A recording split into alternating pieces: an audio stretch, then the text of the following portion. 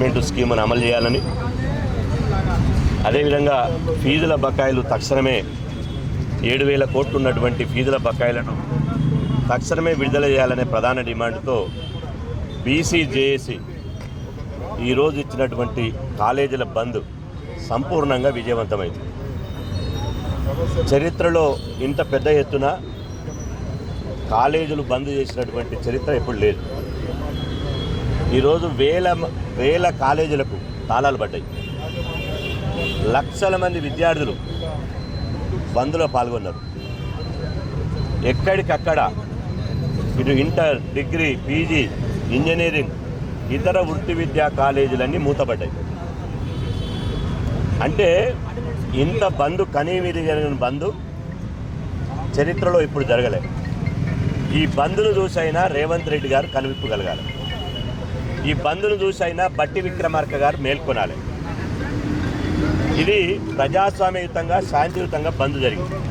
ఈ బంద్కు విశేషమైన మద్దతు లభించింది. ఒకవైపు అఖిలపక్ష విద్యార్థి సంఘాలు, ఇంకొక వైపు ప్రైవేటు కళాశాల యాజమాన్యాలు, ఇంకొక వైపు అఖిలపక్ష పార్టీలు, బీసీ సంఘాలు, ఎస్సీ ఎస్టీ మైనార్టీ సంఘాలు కూడా స్వచ్ఛందంగా ఇవాళ బంద్కు బేషరతుగా మద్దతు ప్రకటించారు. ఈ బంద్ ద్వారా, ఈరోజు జరిగిన బంద్ ద్వారా రాష్ట్ర ప్రభుత్వానికి విద్యార్థి లోకం తీవ్ర నిరసన తెలిపింది. నేను అంటున్నా, ఈ బంద్ తోటైనా కాంగ్రెస్ ప్రభుత్వానికి కనువిప్పగలగకపోతే ఇదే రేపు జంజీ ఉద్యమంగా మారుతుంది, కాక్రోచ్ ఉద్యమంగా మారుతుంది. బంగ్లాదేశ్లో ఏమైంది ఒకసారి గుర్తు చేసుకోండి, నేపాల్లో ఏమైంది ఒకసారి గుర్తు చేసుకోండి. ఎవ్వరు మిమ్మల్ని కాపాడలేదు. ఇది న్యాయమైన డిమాండ్. ఈరోజు ప్రధానంగా మీరు చేసిన, కాంగ్రెస్ ప్రభుత్వం చేసిన కుట్రల ఫలితంగా ఇలా ఎంసెట్లో 93,000 మంది విద్యార్థులు దరఖాస్తు చేసుకుంటే 50,000 మంది విద్యార్థులు ఎంసెట్కు దరఖాస్తు చేసుకోలే, సర్టిఫికేట్లు వెరిఫికేషన్ చేసుకోలే. అంటే ఫీజు రీఎంబర్స్మెంట్ కాంగ్రెస్ ప్రభుత్వము రద్దు చేస్తుంది, కుట్ర చేస్తుంది. కాబట్టి మాకు భవిష్యత్తులో ఫీజు రీఎంబర్స్మెంట్ రాదు. మేము పేద విద్యార్థులం, రెక్కాడితే డొక్కాడినటువంటి పేద కుటుంబాల నుంచి వచ్చినాం. కాబట్టి మేము ఫీజులు కట్టి చదవలేమని చెప్పి ఎంసెట్కు, ఇంజనీరింగ్ విద్యకు 50,000 మంది దూరం అయిపోయింది. రేపు MBA, MCA, PG, degree, inter కూడా అదే పరిస్థితి వస్తుంది. ఇవాళ మేము అంటున్నాం, ఇవాళ మంత్రుల జీతాలు ఆగిపోయినాయా? రాష్ట్రంలో ఆర్థిక ఎమర్జెన్సీ ఏమైనా విధించిరా? ముఖ్యమంత్రి జీతం తీసుకోకుండా బట్టి విక్రమార్క గారు మేము కష్టాలలో ఉన్నామంటున్నాడు కదా, బట్టి విక్రమార్క గారు జీతం తీసుకోకుంటున్నాడా? 3 సంవత్సరాల నుంచి వాళ్ళ జీతాలు టీఏలు, డిఏలు తీసుకోగా వాళ్ళ క్యాంపు కార్యాలయాలకు కూడా ₹1,00,00,000 నిధులు విడుదల చేసుకుంటున్నారు. ఇవాళ మేము అంటున్నాం, ఈ ఉద్యమం ప్రభుత్వానికి ఒక శాంపిల్ మాత్రమే. ఈరోజు జరిగినటువంటి కాలేజీల బంద్ ప్రభుత్వానికి ఒక శాంపిల్ మాత్రమే. ముందు ఉంది చూపిస్తాం ఇక మా తడాకేందో, విద్యార్థుల సత్తా ఏందో. విద్యార్థులు తలుచుకుంటే ఈ కాంగ్రెస్ ప్రభుత్వం ఎట్లా పీట మీద కూర్చుంటుందో, విద్యార్థులు తలుచుకుంటే మంత్రులు రాష్ట్రంలో ఎట్లా తిరుగుతారో, ఉప ముఖ్యమంత్రి బయట ఎట్లా అడుగు పెడతారో చూసుకుంటాం. 15వ తేదీ నాడు చెలో హైదరాబాద్కు పిలుపునిస్తున్నాం.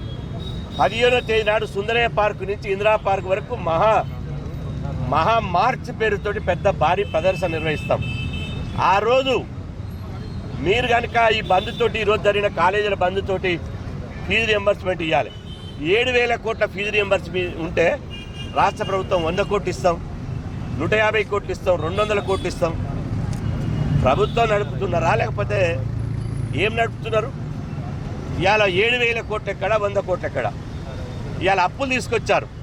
అప్పులు తీసుకొచ్చి ఎవరికి ఇచ్చారు? 4 లక్షల కోట్ల. ఈ ప్రభుత్వం, కాంగ్రెస్ ప్రభుత్వం ముమ్మాటికి కాంట్రాక్టర్ల ప్రభుత్వం. ఒక్క మాటలో చెప్పాలంటే కాంగ్రెస్ ప్రభుత్వం కాంట్రాక్టర్ల ప్రభుత్వం. ఈరోజు మీడియాలో చూడండి, రేవంత్ రెడ్డి గారు పక్కపండి మెగా కృష్ణారెడ్డి గారు ఉన్నారు. మెగా కృష్ణారెడ్డి గారు ఎవరు?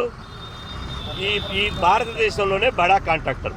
అంటే మెగా కృష్ణారెడ్డికి, మీ మంత్రివర్గంలో ఉన్న పొంగులేటి శ్రీనివాసరెడ్డికి 1,000 కోట్ల రూపాయల కాంట్రాక్టర్లు అప్పనంగా ఇవ్వచ్చు, కానీ పేద విద్యార్థులు చదువుకునేటువంటి పిల్లలకు ఫీజులు ఇవ్వరా? 9 మంది విద్యార్థులు చనిపోయారు. అదేవిధంగా 1,000 మంది ఉన్నత విద్యకు దూరం అవుతున్నారు. ఈరోజు నేను చివరిగా చెప్తున్నా, కాంగ్రెస్ ప్రభుత్వం ఫీజులు ఇవ్వకపోతే మీ గద్దె దింపడం ఖాయం. గతంలో నెదురుమల్లి జనార్దన్ రెడ్డి రిజర్వేషన్ల ఉద్యమం మొదలైతే విద్యార్థులతో పెట్టుకుంటే గద్దె దిగి నెల్లూరుకు పారిపోయింది.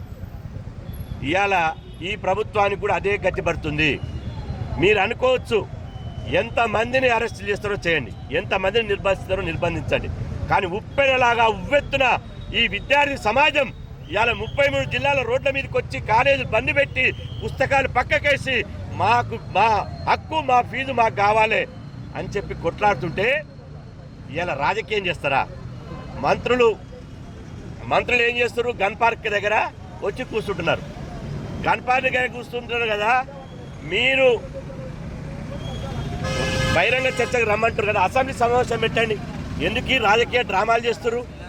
ఎందుకు ఫీజు రియంబర్స్మెంట్ ఉద్యమాన్ని పక్కదో పట్టించాలని చూస్తారు? కాబట్టి ఇవాళ ఎట్టి పరిస్థితుల్లో ఈ ఉద్యమాన్ని ఆపేది లేదు. ఈ ఉద్యమాన్ని ఇంకా ఉధృతం చేస్తాం. త్వరలోనే ఫీజు రియంబర్స్మెంట్ మీద అఖిలపక్ష సమావేశం పెడతాం. అన్ని విద్యార్థి సంఘాలను కలుపుకుంటాం. పెద్ద ఎత్తున 7,000 కోట్ల ఫీజుల బకాయిలు ఇవ్వాలి. ఇవాళ పాత పద్ధతులు చేయాలి.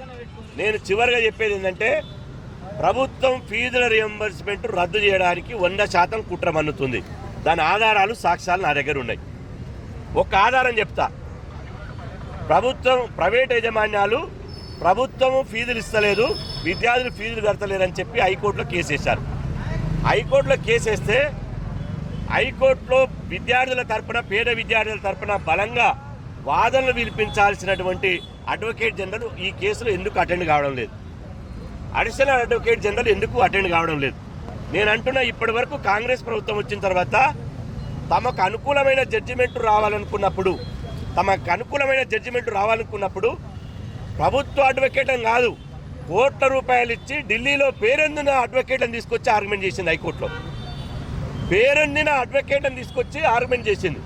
బీసీ ఎస్సీ ఎస్టీలకు పేరొందిన అడ్వకేట్లు వద్దు, కనీసం అడ్వకేట్ జనరల్ అటెండ్ కావాలి కదా. అడ్వకేట్ జనరల్ అటెండ్ కాలే. దాంతో జీవో నెంబర్ 7 మీద వస్తే, 8 వస్తే, 9 వస్తే, అంటే ఫీజుల మీద తమ విధానం హైకోర్టు తెలుపుతలేదు. అంటే అర్థమైంది, ఫీజులు మేము ఇవ్వం. ఫీజులు రద్దు చేస్తే, ఫీజుల రియంబర్స్మెంట్ స్కీమ్ రద్దు చేస్తే మీ కాంగ్రెస్ ప్రభుత్వాన్ని రద్దు చేసే బాధ్యత ఈ విద్యార్థి లోకం తీసుకుంటుందని చెప్పి హెచ్చరిస్తున్నా. మీరు కనుక ఫీజుల రియంబర్స్ తోటి విద్యార్థులు నిప్పు లాంటోళ్ళు, నిప్పుతో చెలగాట మారితే మీ ప్రభుత్వానికి పెనుమంట అవుతుంది. మీ ప్రభుత్వం గుర్తుపెట్టుకోండి, విద్యార్థులు తలుచుకుంటే తెలంగాణ వచ్చింది, ఆంధ్ర పెట్టుబడిదారు మీరు. అదే విద్యార్థులు రోడ్ల మీదకి వస్తున్నారు. మీరు ఫీజులు ఇస్తారా, గద్దె దిగుతారా? కాంగ్రెస్ తెలుసుకోవాలి. లేకపోతే మాత్రం